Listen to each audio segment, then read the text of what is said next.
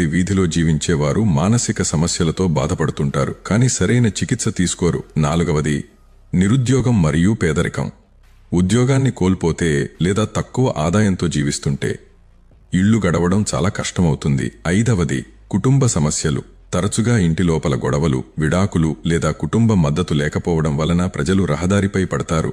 అంటే ఇల్లు లేకపోవడం కేవలం ఆర్థిక సమస్యే కాదు, ఇది సామాజిక, మానసిక, కుటుంబ సంబంధ సమస్యల కలయిక. ఇప్పుడు ఒక ఆసక్తికర విషయం చెప్పుకుందాం. ఇండియా నుంచి లాస్ ఏంజల్స్ను ఎలా చూస్తారు? భారతదేశంలో లాస్ ఏంజల్స్ను ఎప్పుడూ ఒక కలల నగరంగా భావిస్తారు.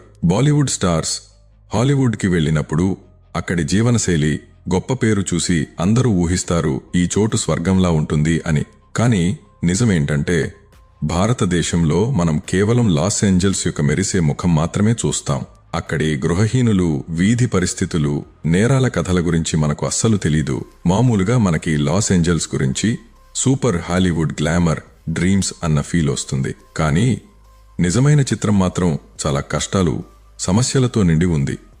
ఇప్పుడు ప్రశ్న ఏమిటంటే ఈ సమస్యల కోసం ప్రభుత్వం ఏం చేయగలదు? వాస్తవానికి లాస్ ఏంజల్స్ ప్రభుత్వం ఎన్నో సంవత్సరాలుగా హోమ్లెస్నెస్ తగ్గించేందుకు ప్రయత్నిస్తోంది, కానీ ఫలితాలు చాలా తక్కువ. అయితే ప్రభుత్వం కొన్ని ప్రయత్నాలు చేయగలదు.